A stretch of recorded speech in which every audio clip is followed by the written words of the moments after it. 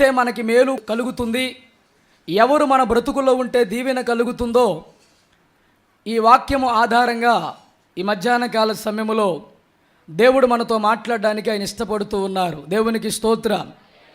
పరిశుద్ధ గ్రంథము నుండి జకరయా గ్రంథం 9వ అధ్యాయము 9వ వచనం. సియోను నివాసులారా బహుగా సంతోషించుడి, యెరూషలేము నివాసులారా ఉల్లాసముగా ఉండుడి. నీ రాజు నీతిపరుడును రక్షణ గలవాడును దీనుడనై గాడిద పిల్లను ఎక్కి నీ యొద్దకు వచ్చుచున్నాడు. జకరయా గ్రంథము 9వ అధ్యాయము 9వ వచనములో, అంటే జకరయా గ్రంథకర్త ద్వారాగా యేసుక్రీస్తు ప్రభుల వారు యెరూషలేములోనికి రాక ఎలా ఉంటుందో ముందుగానే చెప్పబడిన మాటలు మనకి జకరయా గ్రంథములో కనబడుతూ ఉన్నాయి. బైబిల్ ఎంత గొప్ప గ్రంథము అంటే భవిష్యత్ కాలములో జరగబోయే విషయాలను దేవుడు ఆత్మ ఆవేశము ద్వారాగా భక్తులకు ముందుగానే దేవుడు తెలియపరిచి దేవుడు వారి చేత రాయించిన అద్భుతమైన విషయాలు. అందుకే బైబిల్ అద్భుతమైన గ్రంథం అని పిలువబడింది. చప్పట్లు కూడా దేని మైపరచండి. ఇదే ప్రవచనం మత్తయి సువార్త 21వ అధ్యాయములో నెరవేరింది. మత్తయి సువార్త 21వ అధ్యాయం ప్రారంభ వచనం. తరువాత యెరూషలేమునకు సమీపించి ఒలీవ చెట్ల కొండ దగ్గరనున్న బెత్పకేగు వచ్చినప్పుడు యేసు తన శిష్యులలో 2 చూచి, మీ ఎదుటనున్న గ్రామమునకు వెళ్ళుడి, వెళ్ళగానే ప్రభువునకు కావలసి ఉన్నది. ఈ మాట మీద ఈ మధ్యాహ్న కాల సమయంలో దేవుడు మనతో తన సందేశాన్ని పంచుకుంటున్నారు. ఒకే మాట, అది ప్రభువునకు కావలసి ఉన్నదని వారితో చెప్పుడి. ఏది కావాలి ప్రభువుకి అంటే గాడిద. అందరూ అనండి, ఏది కావాలి ప్రభువుకి? గాడిద కావాలంట. అది నాకు కావాలి, అది ప్రభువుకి కావాలి అని చెప్పండి అన్నాడు యేసుక్రీస్తు ప్రభుల వారు. నిజంగా దేవుడు కోరుకున్నది, దేవుడు ఎన్నుకున్నది, దేవుడు ఏర్పాటు చేసుకున్నది మనం కానీ జాగ్రత్తగా పరిశీలన చేస్తే అది మన కన్నులకు చాలా ఆశ్చర్యం. ఇక్కడ మరలా మనకు అర్థమయ్యే విషయం ఏంటంటే దేవుని ప్రేమ ఎంత గొప్పదో ఆ ప్రేమను మనం ఏమైనా కూడా వర్ణించలేం. మనుషుల ప్రేమ దేనికి పనికిరాదు. ఎవరి ప్రేమ ముందు? దేవుని ప్రేమ ముందు. నిజంగా దేవుడు ఎంత ప్రేమ గల దేవుడో ఈ లేఖనాల ఆధారంగా కూడా దేవుడు మనతో మాట్లాడడానికి ఆయన ఇష్టపడుతున్నారు. నిజంగా ఆ తండ్రి ప్రేమిస్తున్నాడు గనుకనే ఈ స్థితి, ఈ జీవితం ఈరోజు మనందరము కలిగి ఉన్నాం. నమ్మిన వారు చప్పట్లు కొడుతూ ప్రభువును మహింపరచండి. ప్రభువుకి అది కావాలి. ఏది కావాలి? కట్టబడి ఉన్న గాడిద. ఇప్పుడు జాగ్రత్తగా వినండి దేవుని మాటలు. గాడిద మానవ జీవితమునకు సాదృశ్యకముగా ఉన్నది. గాడిద మానవ జీవితమునకు సాదృశ్యకంగా ఉన్నది. ఓ మానవుడా, యేసు చెంతకు రాకమునుపు, యేసుని ఎరగక మునుపు, యేసు ఎవరో తెలియక మునుపు మానవ జీవితం దేనికి పోల్చబడింది అయ్యా అంటే గాడిదకు పోల్చబడింది. ఎలా పోల్చబడిందో చెప్తాను. ఒక 7 సంగతులు మీతో పంచుకుంటాను, జాగ్రత్తగా వినండి. కొన్ని కొత్త విషయాలు మరలా దేవుడు మనతో నేర్పించడానికి, మాట్లాడడానికి ఆయన ఇష్టపడుతున్నారు. జాగ్రత్తగా దేవుని మాటలు వినండి. మొట్టమొదట ప్రియమైన దేవుని బిడ్డలారా, ఈ గాడిద యొక్క స్థితి ఎలాంటిదో ఈరోజు మానవుడి స్థితి కూడా అలాంటిదే. గాడిద స్థితి ఎలాంటిదో మానవ స్థితి కూడా అలాంటిదే. బైబుల్ గ్రంథంలో మనం జ్ఞాపం చేసుకున్నట్లయితే మొట్టమొదట గాడిద డెక్కలు చేలని జంతువు అనండి. దాని మాట గాడిద డెక్కలు చేలని జంతువు. డెక్కలు చేలన్నది ఏదైనా సరే అపవిత్రమైనదే. అనండి ఒక మాట, డెక్కలు చేలన్నది ఏదైనా సరే అది దేవుని దృష్టిలో అపవిత్రమైనదే. అంటే దీనికి డెక్కలు చేలలేదండి, ఇది డెక్కలు చేలని జంతువు. ఇది ఏది గనుక లేవియా కాండం ప్రకారంగా గాడిద అపవిత్రమైనది. చెప్పండి, గాడిద ఎలాంటిది? ఈరోజు మీరు జ్ఞాపకము చేసుకున్నట్లయితే గాడిద ఎలాంటి అపవిత్రమైనదో మానవుడు కూడా దేవుని దృష్టిలో అపవిత్రుడే. రోమిలికి రాసిన పత్రిక 3వ అధ్యాయములో ఉంటుంది, ఏ భేదమును లేదు, అందరూ పాపము చేసి దేవుడను గురించి మహిమను పొందలేకపోతున్నారు. నీతిమంతుడు లేడు, ఒక్కడును లేడు, గ్రహించువాడు లేడు, దేవుణ్ణి వెతుకువాడు లేడు, అందరూ త్రోవ తప్పి ఏకముగా పనికి మాలిన వారయిరి. అంటే మానవ జీవితము అపవిత్రమైన జీవితం. ఈ అపవిత్రమైన గాడిద లాంటి బ్రతుకును, అపవిత్రమైన గాడిద లాంటి జీవితాన్ని కోరుకున్న మహాపురుషుడు మన ప్రభువు అయిన యేసు. అది ఏ జంతువు? గాడిద ఏ జంతువు? అందరూ చెప్పండమ్మా. మానవుడు ఎవరు ఇప్పుడు? అపవిత్రుడు. బైబిల్లో ఉంది, నరుడు దేవుని దృష్టికి ఎట్లా శుద్ధుడు కాగలడు? నరుడు దేవుని దృష్టికి ఎట్లు? అంటే మానవుడు ఎవరండి? మానవ జీవితం ఎలాంటిదండి? ఈరోజు మనం పవిత్రులం అయ్యామంటే మనంతలో మనం పవిత్రులం అవ్వలేదు, మనల్ని పవిత్రులుగా చేసింది దేవుడు. కానీ యేసుని ఎరగక మునుపు, యేసు దగ్గరకు రాక మునుపు మనందరి బ్రతుకు ఏ బ్రతుకు? అపవిత్రమైన బ్రతుకే. అంటే దేవుడు మనల్ని దేంతో పోల్చారు? గాడిదతో పోల్చారు. ఇప్పుడు ఆ గాడిద కూడా అపవిత్రమైన జీవితం కలిగి ఉంటే దేవుడు అంటున్నాడు, అది అపవిత్రమైన జంతువైనా, అది అపవిత్రమైనదైనా అది నాకు కావాలి. ఆయన కోరుకున్నది ఎలాంటిదండి? పవిత్రమైనది కోరుకున్నాడా, అపవిత్రమైనది కోరుకున్నాడా? అందుకే ఆయన ప్రేమ మీకు చెప్పనా, పాపులునే నేను పిలవచ్చి తిని కానీ నీతిమంతులు నేను పిలవరాలేదు. యేసుక్రీస్తు ప్రభుల వారు ముఖ్యంగా ఈ లోకానికి రావటానికి ముఖ్య ఉద్దేశం ఏంటంటే పాపులను రక్షించడానికే యేసుక్రీస్తు ప్రభుల వారు ఈ లోకములోనికి వచ్చారు. దేవునికి స్తోత్ర. నేను పాపులనే పిలవచ్చి తిని కానీ నేను నీతిమంతులను పిలవరాలేదు. అంటే అపవిత్రత కలిగిన మానవుణ్ణి దేవుడు ఏం చేస్తున్నాడు? ప్రేమిస్తున్నాడు.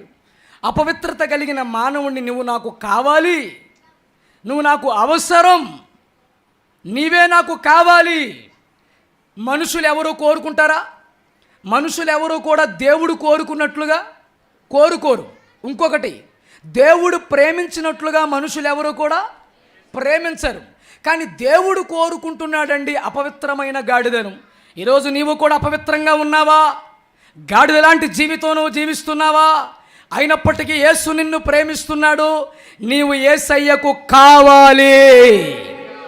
ఆయన కావాలి అనుకున్నప్పుడు నువ్వు ఆయన దగ్గరికి వస్తే నీ జీవితం, నీ బ్రతుకు మార్చగలిగిన దేవుడు నజరేయుడైన యేసు. అందుకే దేవుడు మాట్లాడుతున్నాడు. రెండవది మనం జ్ఞాపకం చేసుకున్నట్లయితే పరిశుద్ధ గ్రంథము నుండి ఇర్మియా గ్రంథము 2వ అధ్యాయం 24వ వచనం, అరణ్యమునకు అలవాటు పడిన అడవి గాడిదవు. ప్రియమైన దేవుని బిడ్డలారా, ఈ గాడిద గురించి రెండో విషయం దేవుడు చెప్తున్నాడు. దీని ఇల్లు అరణ్యం అంటండి. అందరు చెప్పండి ఒకసారి. ఇది దేనికి అలవాటు పడింది? గాడిద.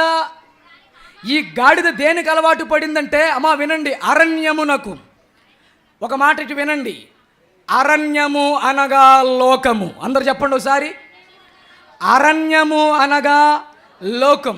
లోకమునకు అలవాటు పడిన వారిని కూడా, అరణ్యానికి అలవాటు పడిన వారిని కూడా దేవుడు ప్రేమిస్తున్నాడు, కావాలని కోరుకుంటున్నాడు.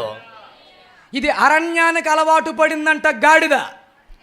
అరణ్యానికి అలవాటు పడిన గాడిద ఇంట్లో ఉండమంటే ఉంటుంది? అది మీరు చెప్పాలా? ఇంట్లో ఉండమంటే ఉండదు. దేనికి అలవాటు పడింది? ఈరోజు మీరు కొంతమందిని చూస్తే రోడ్లమ్మడి తిరుగుతుంటారు కొంతమంది. ఆ రోడ్లమ్మడి తిరిగే వాళ్ళు ఇంట్లో ఎన్ని సౌకర్యాలున్నా ఇంట్లో కాలు నిలపడానికి ఇష్టపడరు. ఎప్పుడు వాళ్ళ కాలు ఎక్కడికి వెళ్తుంది? అందుకే రోడ్లమ్మట తిరిగి తిరిగి తిరిగి తిరిగి అర్ధరాత్రి వస్తారు. అర్ధరాత్రి వచ్చిన తర్వాత యవనస్తుల్ని తల్లిదండ్రులు చూసి అనే మాట ఏంటో చెప్పనా, గాడిదలాగా రోడ్లన్నీ ఇప్పుడు దాకా ఆడెంబడి ఈడెంబడి తిరిగి తిరిగి తిరిగి ఇప్పుడు అంటే గుర్రం అంటాడా ఎవడైనా? గుర్రం అండవు. ఏనుగు అంటాడా? సింహం అంటాడా? రోడ్లమ్మడి తిరిగి ఇంటికి వచ్చిన వాడిని ఏమంటాడు? ఈ గాడి దేనికి అలవాటు పడింది? అరణ్యం అనగా లోకములో ఉన్నదంతా శరీరాశ, నేత్రాశ, జీవపు డంభం, అవి తండ్రి వల్ల పుట్టినవి. లోకంలో నడుస్తున్నావు, లోకంలో ఉంటున్నావు, లోకమే శాశ్వతం అనుకుంటున్నావు, లోకానికి అలవాటు పడిపోయారు. ఈ రోజున కొంతమంది లోకానికి అలవాటు పడిపోయారండి. లోకానికి అలవాటు పడిపోయిన తర్వాత దేవుడు ఎవరో గుర్తురారండి, దేవుడు ఎవరో వారికి తెలియదండి. ఇక లోకమే వాళ్ళకి నివాసం, లోకమే వాళ్ళకి ఇల్లు, లోకమే వాళ్ళకి ఇక మొత్తం లోకమేనండి. ఆ లోకంలో ఏముంది ఈ రోజున? మరి ఆ లోకానికి అలవాటు పడిన వారిని కూడా నా యేసయ్య కోరుకుంటున్నాడు. దేవునికి స్తోత్ర. ఎంతకాలం నువ్వు అరణ్యంలో ఉంటావు, ఎంతకాలం నువ్వు ఆ అరణ్యములో ఉంటావు అని దేవుడు చెప్తున్నాడు. యోబు గ్రంథం 39:5 అడవి గాడిదను స్వేచ్ఛగా పోనిచ్చిన వాడెవడు? అడవి గాడిద కట్లను విప్పినవాడు ఎవడు? అరణ్యమును దానికి ఇల్లుగాను, ఉప్పు పర్రను దానికి నివాస స్థలముగాను నియమించి. అడవి గాడిదను స్వేచ్ఛగా పోనిచ్చిన వాడెవడు? దాని కట్లను విప్పిన వాడెవడు? దానికి ఇల్లు అరణ్యముగాను, ఉప్పు పర్రను దానికి నివాస స్థలముగా నేను దానికి ఏం చేశానంటే నియమించి తిని. ఇప్పుడు అది ఇష్టం వచ్చినట్లుగా అడవి గాడిద స్వేచ్ఛగా తిరిగేస్తుందంట. ఎక్కడా? ఈ రోజున కొంతమంది స్వేచ్ఛగా లోకంలో తిరుగులాడుతున్నారు. ఓ యవనసుడా, ఓ యవన సహోదరి, అరణ్యానికి అలవాటు పడిన వారులారా, ఆ అరణ్యమైన జీవితం ఎప్పటికైనా నీకు పెనుముప్పును సృష్టిస్తుంది. ఆ పెనుముప్పు, పెను ప్రమాదం రాకమునిపే దేవుడు నిన్ను కూడా నాకు కావాలి అని కోరుకుంటున్నాడు. నువ్వు లోకములో నుండి దేవుని దగ్గరికి రాగలిగినట్లయితే దేవుడు నీ జీవితాన్ని ధన్యకరంగా మార్చేస్తాడు. నీ బ్రతుకుని దేవుడు దీవెనకరంగా మార్చేస్తాడు. నీ జీవితాన్ని నా దేవుడు మేలుకరంగా మార్చేస్తాడు. అందుకే అరణ్యములో నుండి, లోకములో నుండి దేవుని దగ్గరికి వచ్చేయాలి. దేవునికి స్తోత్ర. లోకంలో ఏమైనా ఉందా? మిమ్మల్ని నేను అడుగుతున్నాను, లోకంలో ఏమైనా ఉందా? ఏముందో లోకంలో చెప్పండి. ఏముంది? బైబిల్లో ఒక మాట చెప్పింది ఏంటో చెప్పనా? లోకము దాని ఆశయు గతించిపోతాయి అనండి. అంటే లోకం దానికి ఒక ఆశ ఉందంట. లోకం దాని ఆశలు ఎప్పటికైనా ఏమైపోతాయి? నశించిపోనివాడు దేవుడు, నశించిపోనిది దేవుని రాజ్యం. చప్పటి కూడా దేనిమైపరచండి.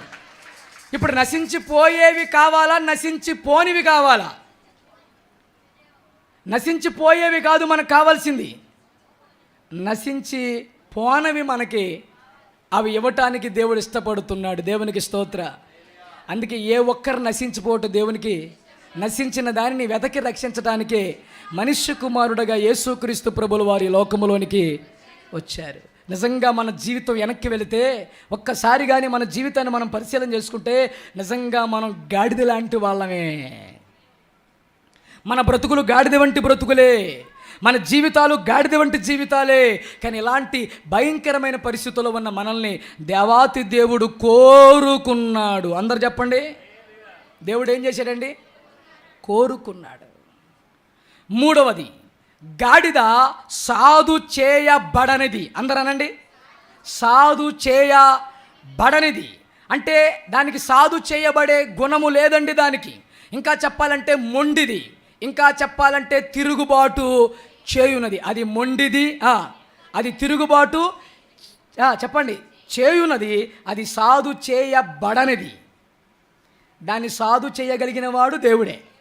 దేవుని స్తోత్ర. అది సాధు చేయబడక మునుపు అది మొండిది, అది తిరుగుబడుతుంది. చెప్పండి, ఏం చేస్తుంది?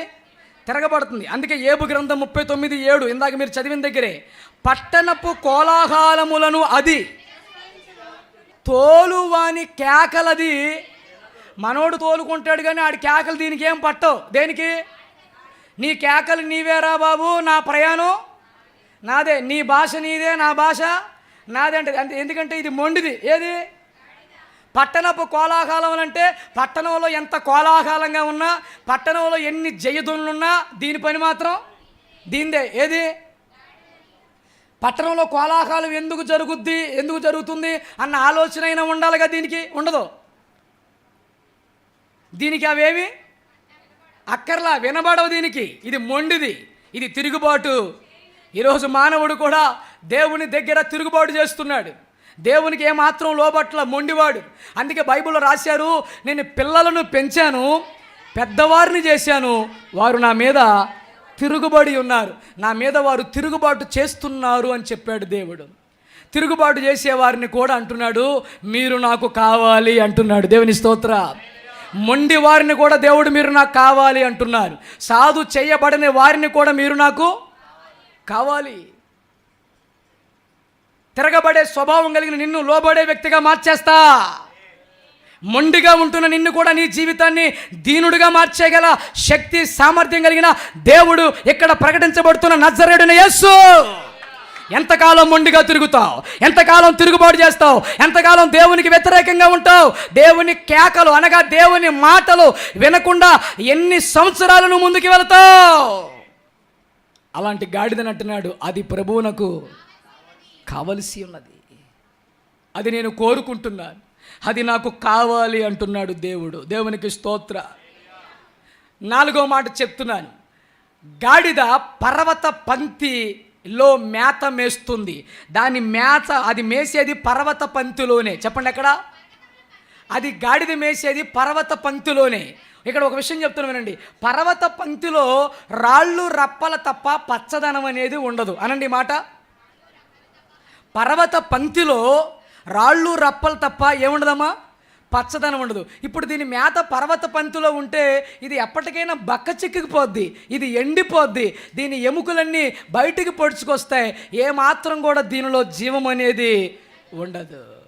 ఈరోజు కూడా మానవుడు పచ్చిక బయలు లాంటి దేవుని సన్నిధిని, పచ్చిక బయలు లాంటి దేవుని సన్నిధిని, దేవుడిచ్చే సమృద్ధిని మానవుడు గ్రహించలేక పర్వత పంక్తి లాంటి మేత స్థలాల్లో మానవుడు ఉండిపోతున్నాడు. అందుకే భక్తుడు కోరుకున్నాడు, యెహోవా నా కాపరి, నాకు లేమి కలుగదు, పచ్చిక గల చోట్ల ఆయన నన్ను పరుండ చేయుచున్నాడు, శాంతికరమైన జలముల యొద్ద ఆయన నన్ను నడిపించుచున్నాడు, నా ప్రాణమునకు ఆయన సేద తీర్చుచున్నాడు. చప్పట్లు కూడా దీన్ని మైపరచండి. నా దేవుని సన్నిధిలో ఏముంటుందంటే పచ్చిక బయలులు, పచ్చిక గల చోట్ల మనం ఉండాలి. పచ్చిక గల చోట్ల ఆయన మనల్ని పరుండ చేస్తాడు, శాంతికరమైన జలముల యొద్దకు నడిపిస్తాడు. అంటే దేవుని సన్నిధిలో పచ్చదనం ఉంది. కానీ ఇప్పుడు ఇది మేత మేసేది ఎక్కడా? పర్వత పంక్తి దగ్గర రాళ్ళు రప్పలు తప్ప దీనికి ఏమి దొరకవు. అలాంటిది కోరుకుంటుందంట ఇది. అందుకే పాపి అయిన మానవుడు కూడా పచ్చిక బయలు లాంటి దేవుని సన్నిధి కాదని ఏమీ దొరకని లోకంలో తిరుగులాడుతున్నాడు. ఏమీ దొరకదు. ఎంతకాలం నువ్వు లోకంలో తిరిగినా సాటిస్ఫాక్షన్ ఉండదు, సంతృప్తి ఉండదు, సమృద్ధి ఉండదు, సంతోషం ఉండదు, సమాధానం ఉండదు, నెమ్మది ఉండదు. యేసు దగ్గరికి వస్తే అన్నీ ఉంటాయి. చప్పట్లు కొట్టి తీర్మైపోద్దా? మానవుడు పర్వత పంక్తిలో తిరుగుతున్నాడు, నెమ్మది ఉందా? సంతోషం ఉందా? సమాధానం ఉందా? లోకంలో ఉండి అన్నీ అనుభవిస్తున్నానండి అని ఏ మానవుడైనా చెప్పగలడా? ఏ మానవుడు కూడా దేవునిని కాదని ఏ మానవుడు కూడా లోకంలో నాకు బాగుందని చెప్పలేడు. దేవునికి స్తోత్ర. ఏమీ దొరకని లోకంలో తిరుగుతున్నాడంట మానవుడు. ఎక్కడ? లోకములో ఏమీ దొరకదు, లోకములో ఏమీ లేదు. లోకములో సంతోషం, లోక సమాధానం, లోక నెమ్మది ఏమీ లేదు లోకంలో. మళ్ళీ సంతోషం, సమాధానం, నెమ్మది ఎవరి దగ్గర దొరుకుతుంది? దేవుని దగ్గరే దొరుకుతుంది. అందుకే ఒక మాట చెప్పనా, ఏ మానవుడు ఎటు ఎటు ఎటు తిరిగినా మరలా దేవుని దగ్గరికి రావాలి. ఎక్కడెక్కడ తిరిగినా మళ్ళీ అక్కడికే రావాలి. అక్కడికి వస్తేనే మానవుడికి ఏం దొరుకుద్ది? నెమ్మది, సమాధానం, సంతోషం, సమృద్ధి అన్నీ మానవుడికి దొరుకుతాయి. ఎక్కడెక్కడ తిరిగిన మానవుడికి ఏమీ దొరకదు, లోకంలో ఏమీ లేదు. అందుకే ఇది మేత మేసే స్థలం ఏంటంటే పర్వత పంక్తి. దేవునికి స్తోత్ర. 5వది, ఇది కట్టబడిన స్థితిలో ఉందంట గాడిద. అందరూ అనండి, ఏ స్థితిలో ఉందండి? మార్కు సువార్త 11:2 మీ ఎదురునున్న గ్రామమునకు వెళ్ళుడి, అందులో మీరు ప్రవేశింపగానే కట్టబడి ఉన్న ఒక గాడిద పిల్ల కనబడును. ఇది ఏ స్థితిలో ఉంది చెప్పండి? ఒకటేమో డెక్కల చేలని జంతువు, అపవిత్రమైనది. రెండవది దీని ఇల్లు అరణ్యం. మూడవది, ఇది సాధు చేయబడింది, మొండిది, తిరుగుబాటు చేసేది, ఇది మేత మేసేది పర్వత పంతులో. ఐదవ స్థితి, దీని స్థితి ఏంటంటే కట్టబడిన స్థితిలో ఉంది. ఎన్ని ఏండ్ల బట్టి కట్టబడిందో, ఎన్ని సంవత్సరాలు బట్టి కట్టబడిందో, ఎన్ని నెలల బట్టి కట్టబడిందో, ఆ దుర్వాసనలో, ఆ పెంటలో, ఆ రోత జీవితంలో, ఆ భయంకరమైన జీవితంలో అన్ని కట్ల చేత బంధించబడిందో. కట్ల చేత బంధింపబడిన వారులారా, ఎక్కడికి వెళ్ళినా నీ కట్లు అలాగే ఉంటాయి. కానీ ఈ మధ్యాహ్న కాల సమయంలో మాట్లాడుతున్న యేసుక్రీస్తు ప్రభుల వారి చెంతకు రాగలిగినట్లయితే, ఆయనకి కానీ అవకాశం ఇవ్వగలిగినట్లయితే, ప్రతి మానవుడి కట్లను విప్పగలిగిన శక్తి, సామర్థ్యము కలిగిన దేవుడు నజరేయుడైన యేసుక్రీస్తు ప్రభుల వారు. అవి పాపపు కట్లైనా, రోగపు కట్లైనా, సాతాను కట్లైనా, దెయ్యపు కట్లైనా, బానిస కట్లైనా, మాంత్రిక కట్లైనా, మరణాంధకారమైన కట్లైనా, ఏ కట్టులైనా తెంపగలిగిన దేవుడు, ఏ కట్లైనా విప్పగలిగిన దేవుడు, ఆయన పేరే నజరేయుడైన యేసుక్రీస్తు ప్రభుల వారు. నీ కట్టులు తెగిపోతాయి, నీ కట్టులు విప్పబడతాయి. కట్టబడిన గాడిద కట్లు విప్పిన దేవుడు నీ కట్లు కూడా విప్పుతారు. దేవునికి స్తోత్ర. విప్పుతాడా విప్పడా రెఫరెన్సులు చూపిస్తున్నాను. కీర్తనల గ్రంథం 116:16, యెహోవా నేను నిజముగా నీ సేవకుడను, నీ సేవకురాలి కుమారుడునై ఉన్నాను, నీవు నా కట్లు విప్పి ఉన్నావన్నాడు భక్తుడు. చప్పట్లు కూడా దేనిమైపరచండి. దావీదు గారు చేస్తున్న ప్రార్థన, ఇవి పాపపు కట్లు అనండి మాట. నేను నీ సేవకున్నయ్యా, నీ సేవకురాలి కుమారున్నయ్యా, నీవు నా కట్లు విప్పి ఉన్నావన్నాడు. ఇది పాపపు కట్లు. లూకా సువార్త 13:16, ఇదిగో 18 ఏండ్ల నుండి సాతాను బంధించిన అబ్రహాము కుమార్తె అయిన ఈమెను విశ్రాంతి దినమందు ఈ కట్ల నుండి విడిపింపదగదా. ఈ కట్ల నుండి 18 ఏండ్ల బట్టి దెయ్యపు కట్లు చేత ఉంది. అబ్రహాము కుమార్తె 18 ఏండ్ల బట్టి అంట. ఎన్ని ఏండ్ల బట్టి? 18 సంవత్సరాలు బట్టండి. ఆమెకున్న కట్లు దెయ్యపు కట్లు. ఈ కట్లు విడిపింపదగదా, విడిపింపదగదా. ఎవరు తెంపగలరు 18 ఏండ్ల బట్టి ఉన్న కట్లు? పాపపు కట్లు ఎవరు తెంపగలరు? దెయ్యపు కట్లు ఎవరు తెంపగలరు? 18 ఏండ్ల బట్టి ఉన్న ఈ స్త్రీ యొక్క కట్లు తెంపాడు యేసయ్యా. పాపపు కట్లు తెంపాడు యేసయ్యా. గెరాసీన దేశంలో అపవిత్రాత్మ పట్టినవాడు. మార్కు సువార్త 5వ అధ్యాయము 4వ వచనం. కాళ్ళకి చేతులకి సంకెళ్ళేశారు, కట్ల చేత బంధించారు. ఎవడు కూడా అతన్ని స్వాధీనపరచలేకపోతున్నాడు. సమాధుల్లో ఉంటున్నాడు, సమాధుల్లో నివాసం చేస్తున్నాడు. కుటుంబంతో పొంతం లేదు, కుటుంబంతో సంబంధం లేదు. ఎప్పుడు కూడా మనోడు నివసించేది ఎక్కడ? కట్లున్నాయి, సాతాను కట్లున్నాయి. గెరాసీన దేశంలో అపవిత్రాత్మ పట్టిన వాడికి యేసు తెంపేశాడు. చప్పట్లు కూడా దేనిమైపరచండి. న్యాయాధిపతుల గ్రంథం 16వ అధ్యాయం 11వ వచనములో సంసోనికి కొత్త తాళ్లతో బంధించేశారు. అది వ్యభిచారపు కట్లు. సంసోన్ని కొత్త తాళ్ళు తీసుకొచ్చి చేతులు కట్టేశారు. ఆ కట్లు వ్యభిచారపు కట్లు. వ్యభిచారపు కట్లు తెంపగలిగిన వాడు దేవుడు ఒక్కడే. దేవునికి స్తోత్ర. ఇది కట్టబడిన గాడిద అంటే ఏంటో చెప్పనా? బానిసత్వములో ఉంది. కట్టబడటం అంటే ఏంటి? బానిసత్వంలో ఉందండి. ఆ కట్లు విప్పబడితేనే కానీ అది బానిసత్వం నుండి బయటకు వస్తుంది. ఐగుప్తు దేశంలో 430 సంవత్సరములు కట్ల చేత బంధించబడ్డారు ఇశ్రాయేలు ప్రజలు. వారికి విడుదల లేదు, విమోచన లేదు. ఆ కట్లు విప్పి దేవాతి దేవుడే ఐగుప్తు దేశం నుండి ఇశ్రాయేలు ప్రజల్ని బయటికి తీసుకొచ్చాడు. చప్పట్లు కూడా దేనిమైపరచండి. ఏ కట్లు తెంపేశాడో చెప్పన? ఇశ్రాయేలు ప్రజల జీవితంలో బానిసత్వపు కట్లు తెంపాడు దేవుడు. ఇవన్నీ ఏ కట్లు? పాపపు కట్లు, రోగపు కట్లు, దెయ్యపు కట్లు, సాతాను కట్లు, మాంత్రిక కట్లు, బానిసత్వ కట్లు, మరణాంధకారమైన కట్లు. ఈ కట్లు ఎవరు విప్పుతారు? దేవుడు ఒక్కడే విప్పుతాడు. ఆ బానిసత్వమైన కట్టులు 430 సంవత్సరాలు నలిగిపోయారు. ఇనప సంఖ్యలు, కొలిమి పని, వెట్టి చాకిరి, ఒకళ్ళ చేతి కింద కట్లు కట్లు కట్లు చేత బంధించబడ్డారు. ఒక్కసారి ఇప్పేశాడు నా దేవుడు. వాళ్ళందరూ జయ ఉత్సాహంతో ఐగుప్తు దేశం నుండి ఆనందముతో బయలుదేరారు. చప్పట్లు కొట్టి దేని మైపరచండి. ఈరోజు దేనికి బానిస అయిపోయావు? త్రాగుడికి బానిస అయిపోయావా? సిగరెట్లకు బానిస అయిపోయావా? జోదానికి బానిస అయిపోయావా? డ్రగ్స్కి బానిస అయిపోయావా? సినిమాలకు బానిస అయిపోయావా? సీరియల్కి బానిస అయిపోయావా? వ్యభిచారానికి బానిసలు అయిపోయావా? దొంగతనానికి బానిస అయిపోయావా? నరహత్యలకు బానిస అయిపోయావా? మత్తు పదార్థాలకి బానిస అయిపోయావా? దేనికి బానిస అయిపోయావు నా సహోదరి? నీ కట్లు విప్పగలిగిన దేవుడు ఇక్కడ మాట్లాడుతున్నాడు. ఆయన పేరు నజరేయుడైన యేసు. అవి త్రాగుడు కట్లైనా తెంపేస్తాడు, సిగరెట్లు కెట్లైనా తెంపేస్తాడు, వ్యభిచారపు కట్లైనా దేవుడు తెంపేస్తాడు. అది జోదమైన, అల్లరితో కూడిన ఆటపాటలైనా, డ్రగ్స్ అయినా, మత్తు పదార్థాలైనా, సినిమాలైనా, సీరియల్ అయినా, ఏ కట్లైనా నా దేవుడు విప్పేస్తాడు, కట్లు తెంపేస్తాడు, బంధకాలు తెంపేస్తాడు. ఏసే చెప్పలు కూడా దేనిమైపోద్దా? ఇన్ని కట్ల చేత బంధింపబడిన మనుషులు లేరా ఇప్పుడు? తాగుడు కట్టేసింది మనిషిని, పేకాట కట్టేసింది మనిషిని, వ్యభిచారం కట్టేసింది మనిషిని. బంధకాల్లో ఉండిపోయారు, కాళ్ళు చేతులు కట్టబడ్డాయి, విడుదల లేదు, విమోచన లేదు. కానీ కట్టబడిన గాడిదని విడిపించేవాడు దేవుడు ఒక్కడే. ఈరోజు నీ కట్లు ఏ కట్లు? ఏ కట్లులో ఉన్నావు? ఏ కట్లు కట్టబడ్డాయి? ఎప్పుడు విడుదల కలుగుద్దని ఎదురు చూస్తున్నావా? రా, నీవు ప్రభువుకి కావాలి. ప్రభువు నిన్ను కోరుకుంటున్నాడు, రమ్మని పిలుస్తున్నాడు. వస్తే చాలు, నీ కట్లు అవంతట అవే విప్పబడతాయి.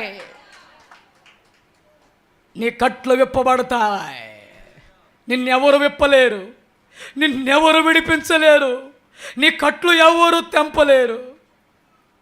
నువ్వు బతికినంతకాలం అలాగే బతికి చచ్చిపోవాలని కోరుకుంటారు మనుషులు.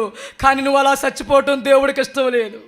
ఆ బంధకాల్లో, బానిసత్వంలో ఉండి అలాగ మగ్గిపోయి నువ్వు నశించిపోవడం దేవుడికి ఇష్టం లేదు. అందుకంటాడు, గాడిద లాంటి మానవ జీవితాన్ని నాకు కావాలి, అది ప్రభువునకు కావాలి,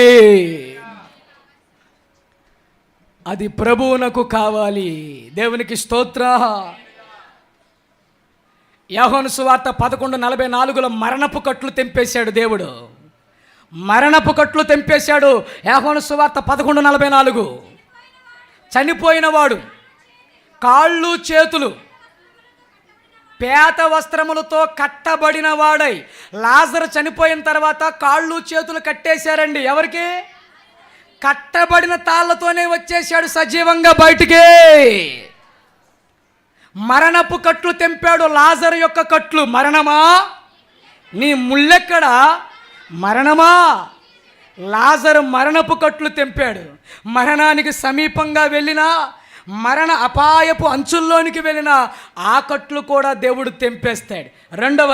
రెండవ మరణమైన కట్లున్నా సరే ఆ కట్లు కూడా తెంపేస్తాడు. అగ్నిగుండానికి వెళ్లకుండా నీ ఆత్మను పరలోక రాజ్యానికి చేరుస్తాడు దేవుడు. దేవునికి స్తోత్ర. ఇన్ని కట్లున్నాయి బైబిల్లో. పాపపు కట్లు, రోగపు కట్లు, దెయ్యపు కట్లు, వ్యభిచారపు కట్లు, బానిసపు కట్లు, మంత్ర కట్లు, మరణపు కట్లు. ఇవన్నీ దేవుడు ఏం చేస్తానంట? విప్పేస్తానన్నాడు దేవుడు. విప్పేస్తా నేను సేవకుణ్ణి, సేవకురాలు, కుమారుణ్ణయ్యా, నీవు నా కట్లు. ఒక మాట చెప్పనా? ఈరోజు ఎందుకు ఈ మందిరంలో కూర్చొని మనందరం ఆరాధిస్తున్నాం అంటే, ఒకప్పుడు మనకున్న కట్లన్నీ వేసి విప్పేశాడు. చేతుల పైకెత్తి స్తోత్రం చెప్పండి. మన కట్లన్నీ దేవుడు ఏం చేశాడు? కట్టబడిన గాడిదను విప్పి తోలుకొని రండి అనండి మాట. అది విప్పడానికి దేవుడు ఇష్టపడుచున్నాడు. దేవునికి స్తోత్ర. హల్లెలూయా. ఎంత గొప్ప దేవుడు మన దేవుడు. ఇంకొక విషయం ఏంటంటే, ఈ గాడిద 2 దారులు కలిసే చోట కట్టబడిందంట అనండి మాట. ఈ మాట కేజీవి ఇంగ్లీష్ బైబిల్లో తర్జుమా చేశారు. 2 దారులు కలిసిన చోట ఈ గాడిద కట్టబడింది. అంటే ఇది ఎన్ని దారుల మధ్యలో కట్టబడింది? ఒక దారిలోనే కట్టబడాలి కానీ 2 దారుల మధ్యలో కట్టబడకూడదు. 2 దారులు అంటే కాసేపు దేవుడు, కాసేపు లోకం, కాసేపు ప్రార్థన, కాసేపు లోకం. అంటే అటు ఇటు అటు ఇటు అటు ఇటు. ఎన్ని దారులు? వీళ్ళనే నామకార్థులు అంటారు. సగం దేవుడు, సగం లోకం, సగం ప్రార్థన, సగం లోకం. 2 దారుల మధ్యలో కట్టబడింది.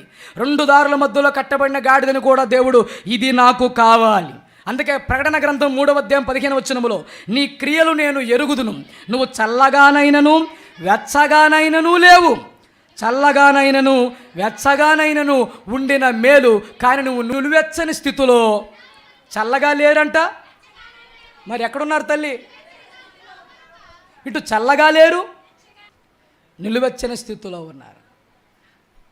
ఎప్పుడూ కూడా మన జీవితంలో ఒక మాట చెప్పిన, నిలువెచ్చని స్థితి మనకు ఉండకూడదు.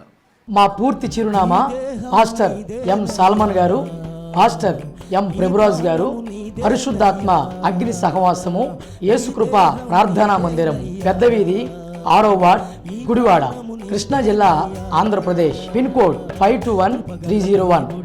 Our website www.hsfministries.in. మీ ప్రార్థన అవసరతలకై మమ్మల్ని సంప్రదించవలసిన మా ఫోన్ నంబర్లు 9704396503, మరి ఒక నంబర్ 9908520080. దేవుడు మిమ్ములను మీ కుటుంబములను సర్వసమృద్ధైన దీవెనలతో నింపునుగాక. God bless you.